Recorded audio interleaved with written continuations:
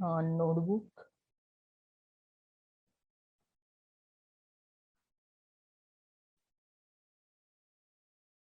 Okay, can you see the notebook?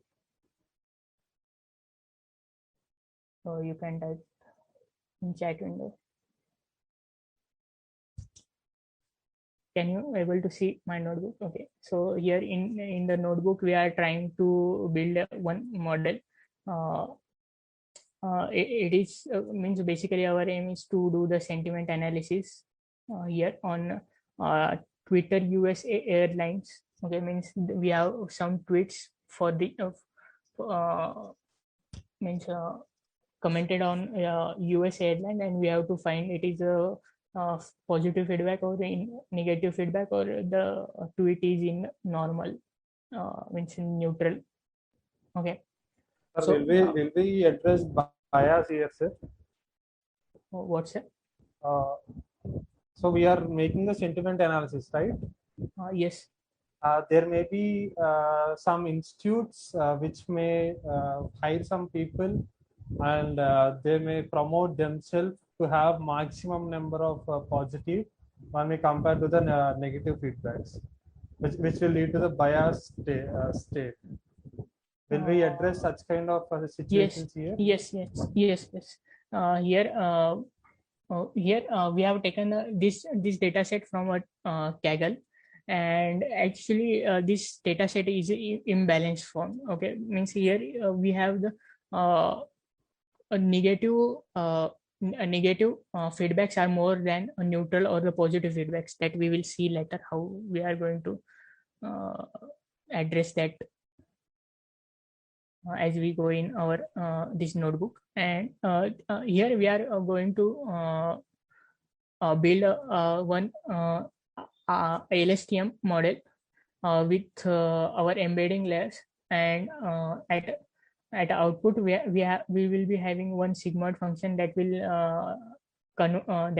give whether this sentiment is positive or means it is sentence is positive or negative. Okay, so basically first we will see what is the data set here. The data set, you can see the this second column is giving us the label, whether it is neutral, positive, negative.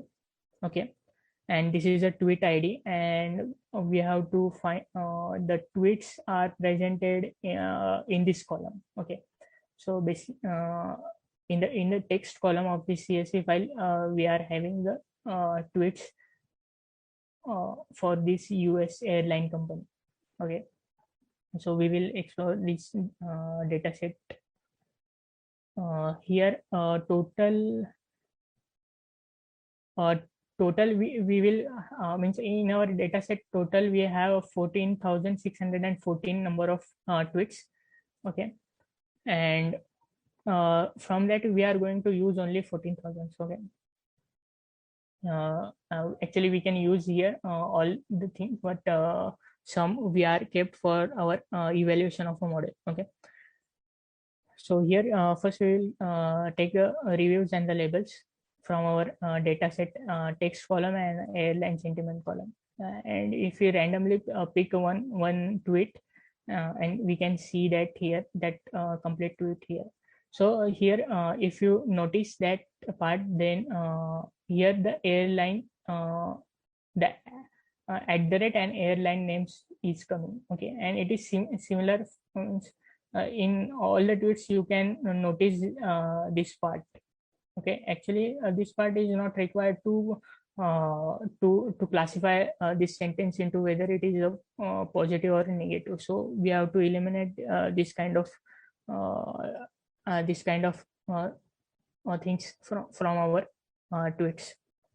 Okay, means we have to do some pre-processing on our on this data set, and with the and if you see how these are distributed, means the how many number of values are of a negative belongs to negative class, it is 8,679, where the neutral and the positive tweets are very less. Okay, So we can see that it is a very imbalanced data. So, and here we have total 3 number of classes. Okay, but here we will try to slightly change our uh, these labels. Means we will convert this into a binary classification task. Okay, so in that task we will consider a negative as a one class and neutral and a positive as a one class as a non-negative.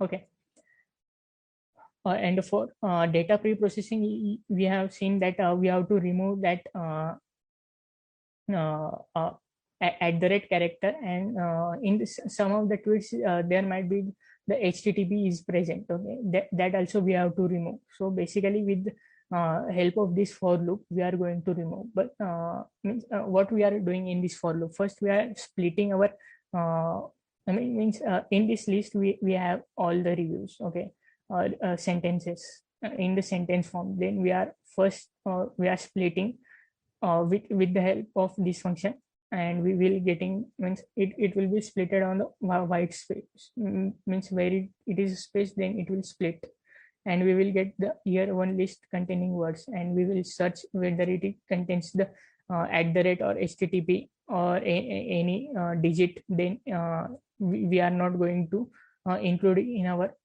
uh, data. Okay, and we are simply ignoring them. Okay, and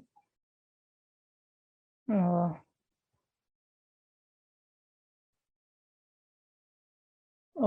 these are this is we are going to perform on our complete data set.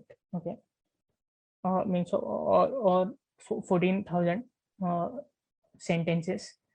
And if you see unique number of words in our entire corpus, then it is giving us a 1626 number of unique words are present. Okay, and here we can see the tokenized for the first three. Okay, first two tokenized words. Okay, and then we are going to encode our labels. As I said, we have the three types of classes, but we are going to encode these labels into binary so that we can do a binary classification problem. Means for the negative class we are assigning the label as a 0, but for the neutral and positive class we are assigning the value as a 1. Okay, and you may say see that in our data set the not every sentence will have the same size of words in our data set. Means in some tweet you can see that the number of words may be very less, 10, 5 number of words may be there, and some of the tweets we will have more number of words. So basically here uh, we can write one function that if our if the tweet contains less than 30 words, then we can pad zeros. Okay, at initial. Okay, and if our word is more than particular sequence of length, then we can truncate to that sequence length. Okay, so basically here the sequence length we have taken as a 30. Okay, means if it is less than 30, then it will pad and make 30, and if it is greater than 30, then it will reduce it to 30. Okay, and this is how it looks like when the sentence is less than 30, then we are going to append the zeros. Okay, so here our first task is to split our complete data set into train, validation, and test part. Okay, so here we have considered only 14,000 tweets in our data set, and we have taken the split as a 0.8%. Means a 0.8% values we have in our training data, and remaining number of values we have split it into a validation data and a test data. Okay, so here we can see the dimension for each. Okay, so basically this LSTM model we are going to develop in using PyTorch framework. Okay, so here whatever we have the values, it is present in numpy vectors. Okay, so basically here with the help of this tensor dataset, we are converting this numpy to tensor values, and with the help of a batch loader we will pass the batches to our model, and it will train our model. So here basically we are performing a mini batch gradient descent type of algorithm to update our weights. Okay, so here we can see if we do the perform one iteration on our train loader, then we will get this kind of samples. Sample means input and it corresponding labels. Okay, here we have taken the batch size is 50, so in every batch we will have the 50 number of tweets or sentences. Okay, and now we have to build network that we will see the architecture. Here I have that image. So first we have to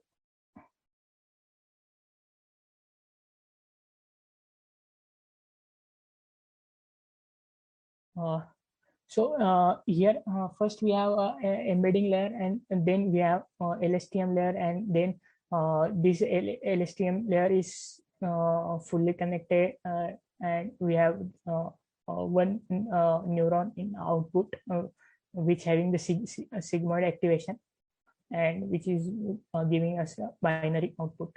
Okay, so this kind of model we are going to implement. Okay, so here I am doing this on a CPU. So here training we have to do, I am doing in a CPU. So here one command that is torch.cuda, which is available in PyTorch. So if you want to do in GPU, then you have to convert those tensors into .cuda format, so that it will process by the GPUs. Okay, first we will create this class for our RN means LSTM model. Okay, here we will assigning these parameters. Okay, then here we are using inbuilt embedding layer, which is inbuilt in PyTorch. So basically what it does here, it create that particular size of matrix of that W matrix with a size of n cross v. Okay, and it will randomly initialize. Basically, if when you use this function, means there is one parameter here. I will show you in the documentation. Here you have this weight kind of parameter to this function. There you can pass your pre-trained word embeddings, or if you don't have the pre-trained word embeddings, you can means it will learn through our backpropagation step only, and it will find the embeddings for our words. Okay, but when to use this and when to not use pre-trained model, it is similar kind of, means you can consider it is as a transfer learning kind of thing, where if your data set is too small and you don't have much unique words in your data set, then you can go for pre-trained GLOW or word-to-vec model that we have seen earlier. Actually, it is trained on Wikipedia dataset, and it has a very good embeddings that we have seen already.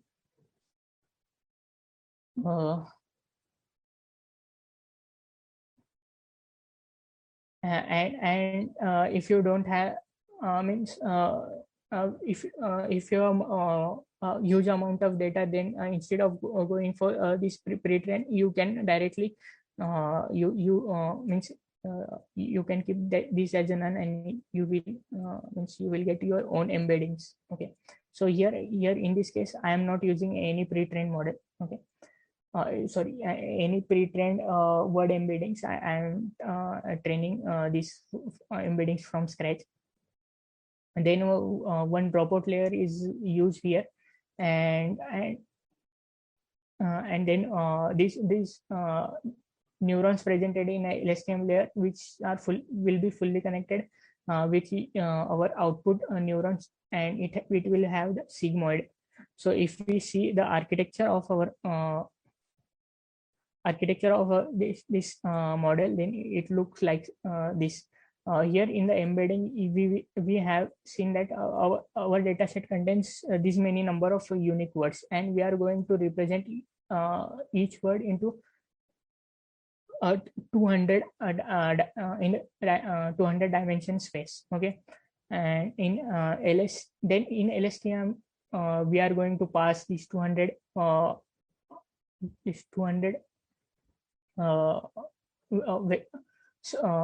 values, and we will be having 128 number of neurons in this LSTM layer. Okay, and this 128 is connected to our one neuron. Okay, this input is 128 and output is 1, which is our output neuron, and we are using the activation soft sigmoid on that output layer. Okay, then here as we are performing a binary classification model, we have to use binary cross entropy function, and here we are using Adam optimizer to update our parameters. And now we will do the training of our model. So here I have set the epochs as a 10. Okay, and if you have a GPU, then you have to run this command. Okay, and it will run your neural network on a GPU. Means it will use the GPU. Otherwise, it will process in your CPU normally. This function gives means it gives that we have to train our model. Okay, means when we call this function, then it goes in the training mode with and it will update the values. Means it will calculate the loss, and it will do the back propagation, and it will update the words using whatever optimizer that we are going to use. Okay, and for the here in the we have written the for loop for the every epoch, and we are going in every epoch we have to go from our complete training data set. So it will this for loop is to access each batches in our training data set. So for first it will convert into a and say if you are GPU, that same thing we have to do here. It will convert into a CUDA format, then only it can run on a GPU. Okay, otherwise it will consume your CPU computation. I mean, it will work on the CPU only. Okay, so basically here we are passing our inputs here for to our network, and we will get some output, and these output we are going to pass in our criteria. This is criteria means our loss function. Loss function here is the binary cross entropy, and then it will do the back propagation step here, and it will in this optimizer dot step function, it will perform the update. Okay, so we will see how it means here for every epoch I am printing here the training loss and the validation loss, and here you can see the validation loss is decreasing here. and but here at initial some epochs, but here then the validation loss is increasing. Okay, but if you see here in the training loss is continuously decreasing in our every epoch. Okay, and after doing this means here we are getting some not means here we are not getting much good loss as compared to our training loss. Means validation is loss is more. So one of the drawback, I mean, so one of the reason why we are getting is that we are not using a pre-trained word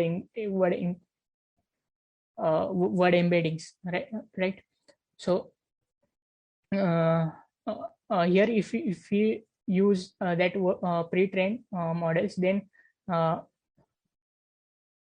we will get more accurately classified our tweets.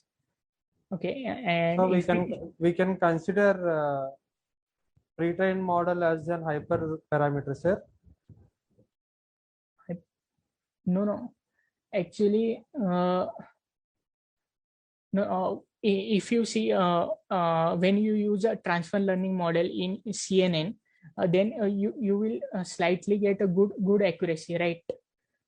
Means what we are doing in a transfer learning, we are using that pre-trained weights, and we are training only initial few layers and last layer. Okay, last few layers. So that's the only we are going to update. But basically the middle layers are we are taking the means we are using that pre-trained features. So here also to use that pre-trained features, we can use that pre-trained model that is available. You can use that Word2Vec or a Glow which perform which actually calculated embeddings on Wikipedia dataset, which is a very huge dataset, and it contains means millions of unique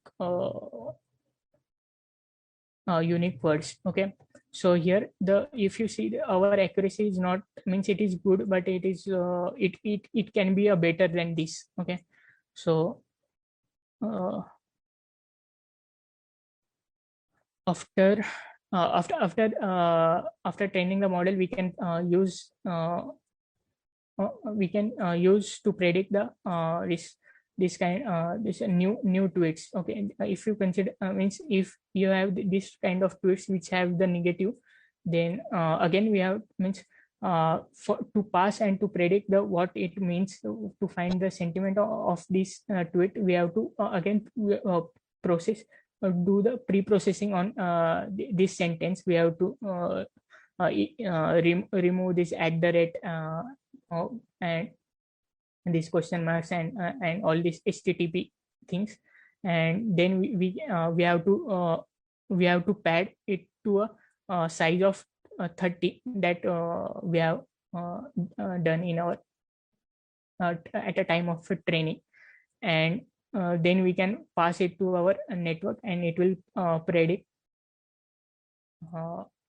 it will give output at 0 or 1.